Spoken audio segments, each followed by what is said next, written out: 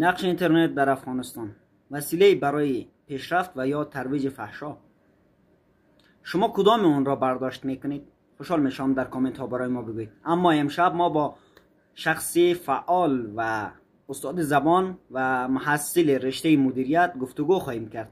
المختار محمد رحیم حلیمی، جوان فعال، سخنور عالی و یک مفکوره آزاد.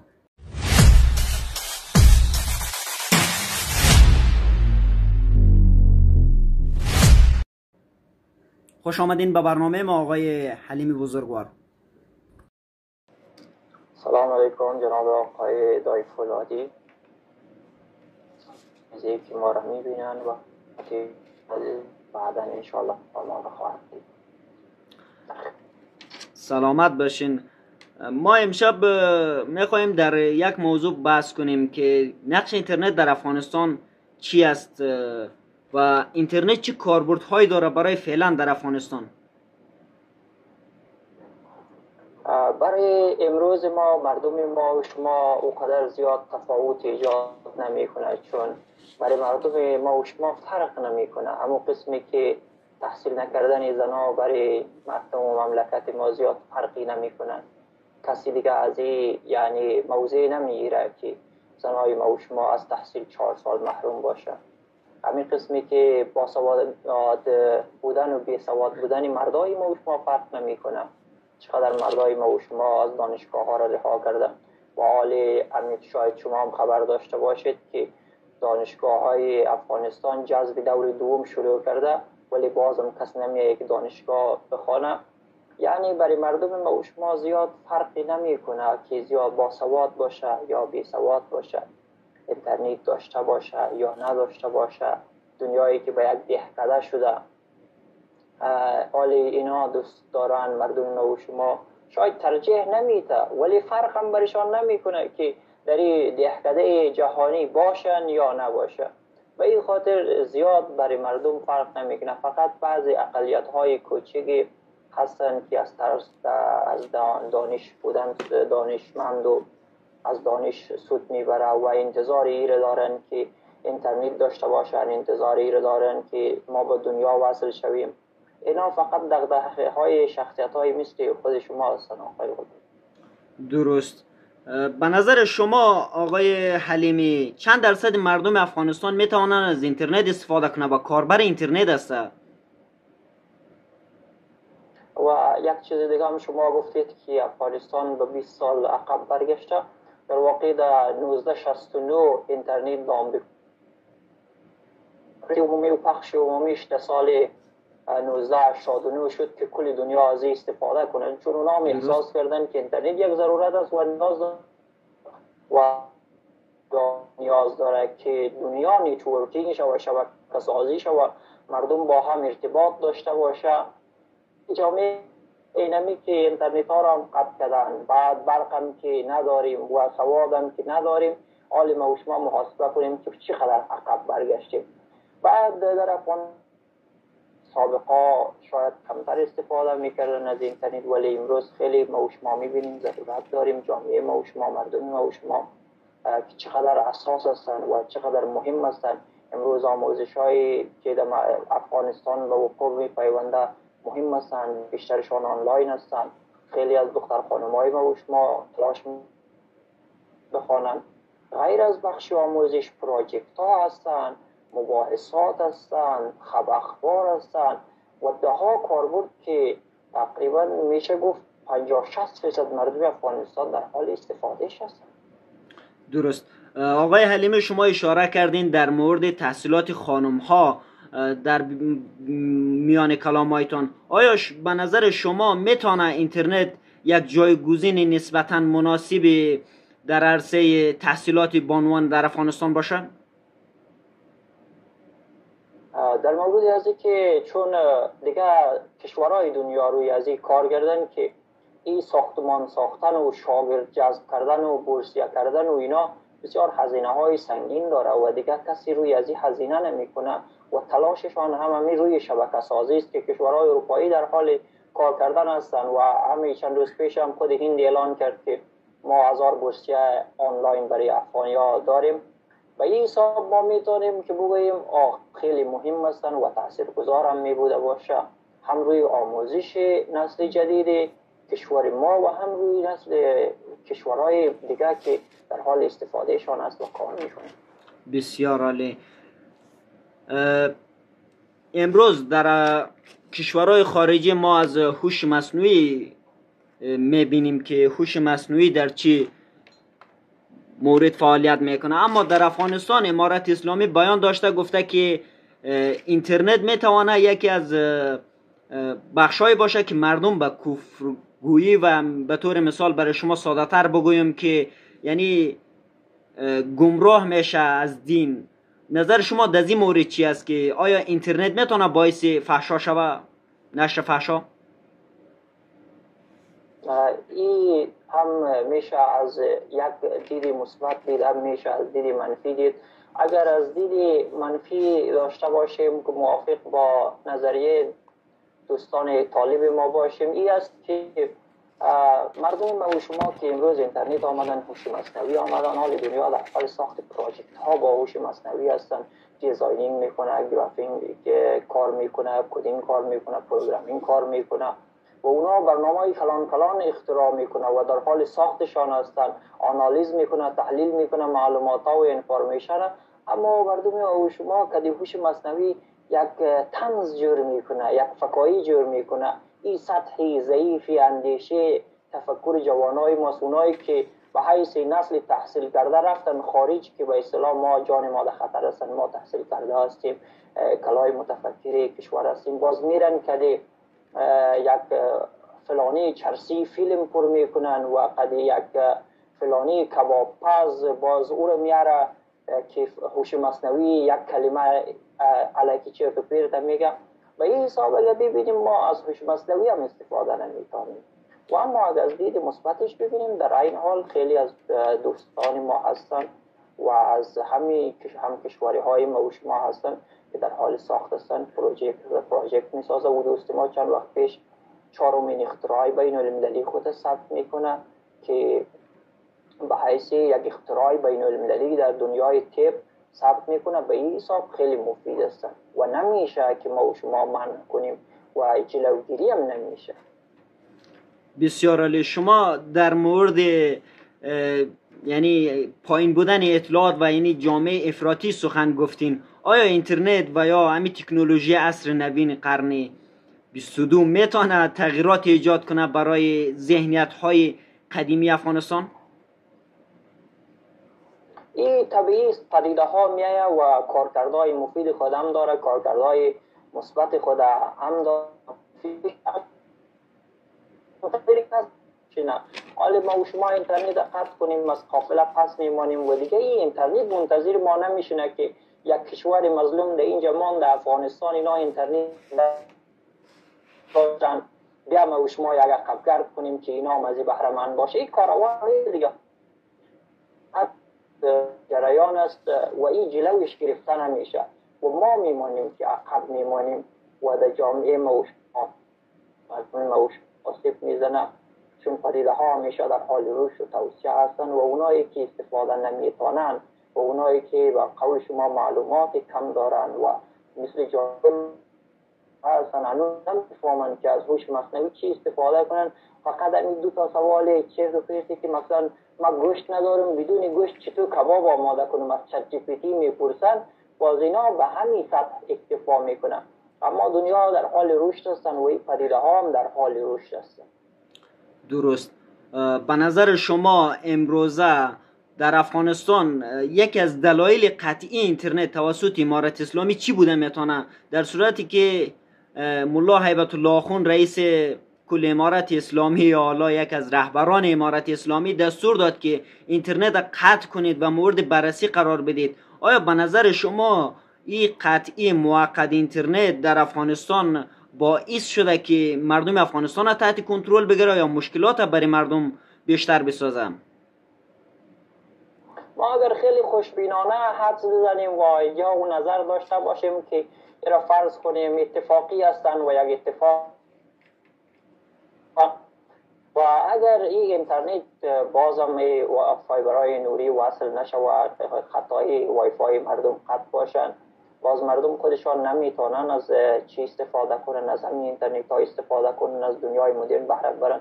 حتی خود دولت هم بدون اینترنت نمیتونه ادامه و دوام چی خود بده، حکومت داری خود. اینا بسیار آسیب هم برای خودشان میزنن، هم برای جامعه میزنن و از همه آسیبی که فراوان میزنه برای جامعه تحصیل کرده ما و شما هستن.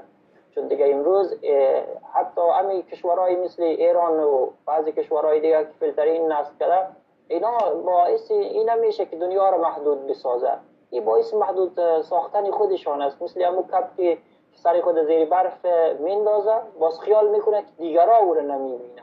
ما و شما هم اگه این اینترنت و اینا بهره نداشته باشیم و همین اندازه است، دنیا ضرر نمیکنه. این ما و شما هستیم که ضرر میکنیم و هم دولت ما و شما آسیب میبینه، هم خود جامعه ما و شما آسیب میبینه، هم دیگه آسیب میبینه. آیا طالبا برای آسیب هایی که فعلا در افغانستان در حال وقوع پیوستن است، یکیش میتونیم تحصیلات دختران بگوییم که چند شب پیش در افغانستان اینترنشنال یکی از اساتید آنلاین بانوان آمد گفت که ما فعلا با اکثر دانشجوی خود ارتباط نداریم. آیا طالبان برای ازی چقدر اهمیت قائل میشه برای مشکلات مردم؟ یک روز در یک معاینه خانه نشسته بودیم، باز کسی آمده بود، دکتر دید بسیار متاسف شد، بسیار همین دکتری که معاینه میکرد بسیار نگران شد. بعد گفت تو آب جوش و اینا زیاد خوردی، غذاهای سرخ خوردی و نوشابه و اینا هم که مراعات نکردی باعث شده حنجره سرطان بگیره، یعنی سرطان حنجره داشته باشی. او کسی که مریض بود که او زیاد درک نمیکنه، فقط به می خاطری که حنجره و گلونش درد میکرد آمده بود، ولی حساسیت این موضوع را این دکتر میفهمید که چقدر خطرناک است و منجر به مرگش میشه. منجر به این میشه که غذا خوردنش کاملا منع شه و منجر به این میشه که یک پایپ وصل کنه تا او غذا بخوره. این را طبیعی هستن کسایی که به این درک و اندیشه نرسیده، کسایی که خودشان سواد ندارن و با جامعه مدرن آشنا نیستن، قطعا اونا احساس نمیکنه که چی جریان داره و چقدر میتونه مفید باشه و چقدر آسیب میزنه. او کسایی که مثل ما و خود شما و دوستای دیگه ای که درس خوانده تحصیل کرده 4 روز اطراف دنیا را گشته، اونا هم میفهمن که یه نفری که از تحصیل باز میمانه یا از اطلاعات باز میمانه چقدر آسیب جدی به جامعه میزنه. شما در یک از بخش‌های دانشگاهی فعالیت میکردین آقای حلیمی، میشه برای از ما بگوین که در این بخشی که شما فعالیت میکنین اینترنت برای اونا چقدر مفید تمام میشه و آیا راهکاری را با شما میبینین که میتوانین بانوها را از این مشکل نجات بدین؟ یعنی به نظر از شما میانبری و یا راهکاری که بتونم از این مشکلات و این مخمسه مردم افغانستان خلاص کنه چی است؟ با وجودی که جامعه ما و شما خیلی هایشان بی سواد هستن و از تحصیل و اینا محروم هستن و در مناطق محروم هستن و بعضی هایشان که آمدن در مناطق مرفه‌تر هستن و درکی از علم و دانش و اینا ندارن، حساسیت موضوع را درک نمی کنن. در این حال بازم کسانی هستن که بسیار مشتاق درس و تحصیل و دانش و اطلاعات و فهم و آگاهی هستن و اینا تا فضا و اینایشان میزنن. با همین وجودی که ما بخش آنلاینی دانشگاه بین‌المللی آلای بحث داریم و بخش زبان و اینا برای ما معلوم میشه که یعنی یک وای فایی که قطع میشه یک نسل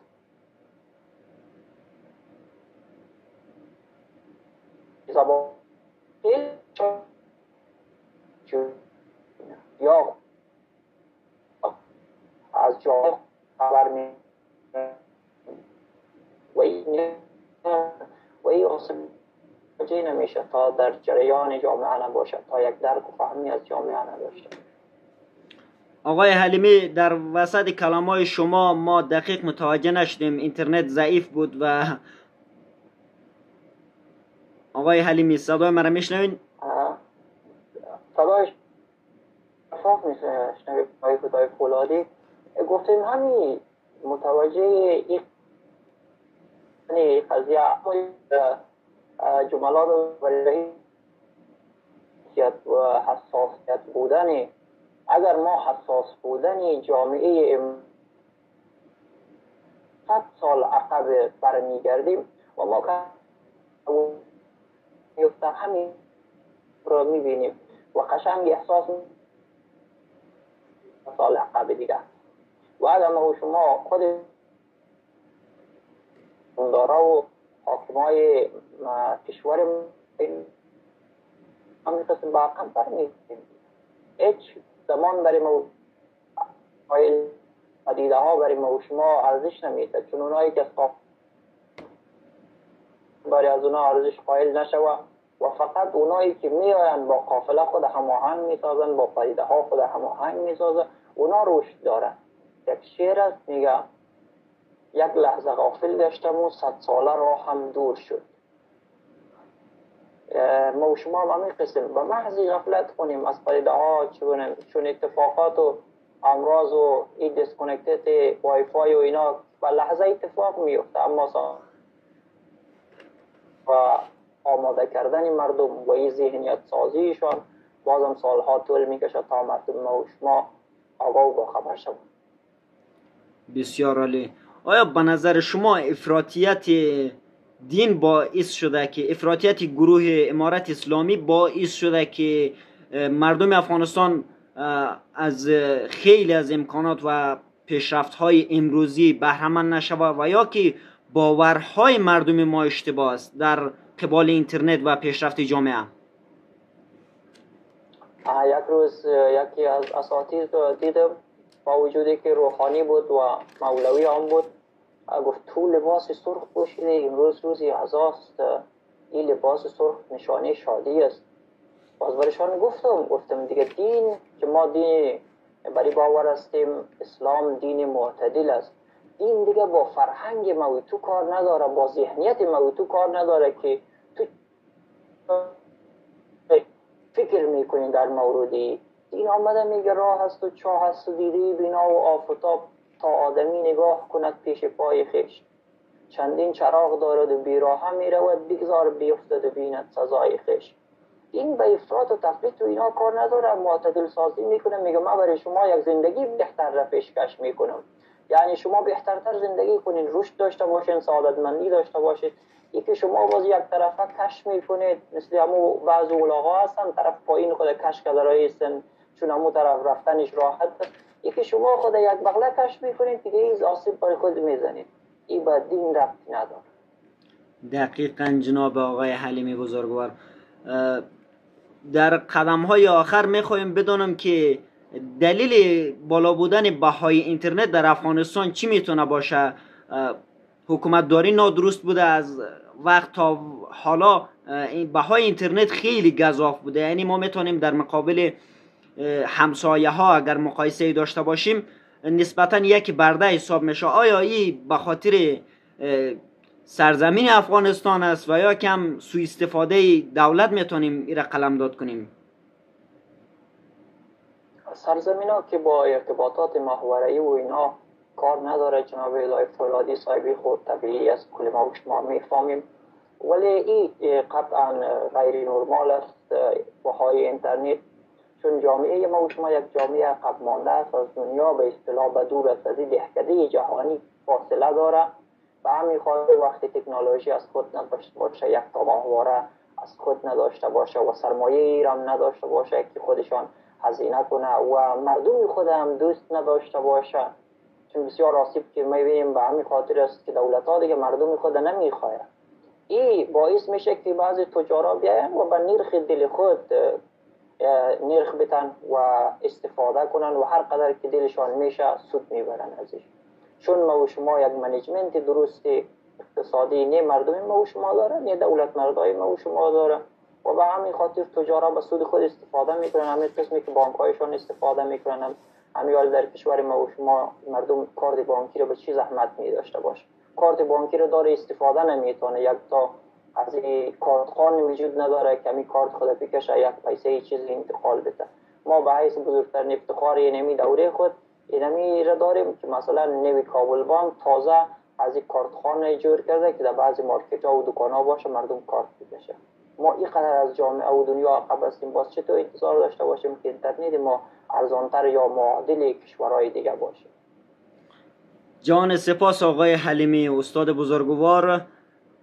در آخر پیام شما با مردم افغانستان چی است؟ تنها راه حلی که ما میتونیم تصور داشته باشیم این هستند که مردم ما از درس و دانش باز نشینن، چون تا آگاهی ها بلند نروه. یعنی بعضی علما میگن از خود عدالت کرده تصوری عدالت مهم است، که چی تصوری از عدالت میتونه داشته باشه و جامعه تا جامعه ما و شما آگاهی نداشته باشن، همیشه هر کشور و هر مردمی که هوشیار هستند زرنگ‌تر هستند و جانشان زده روان هستند تا بیدار شوند. جان سپاس آقای حلیمی که با ما بودید تا حالا. المختار تشکر همچنان حلیمی را با خود داشتیم. شب خوب داشته باشید. خدا نگهدار. یا علی.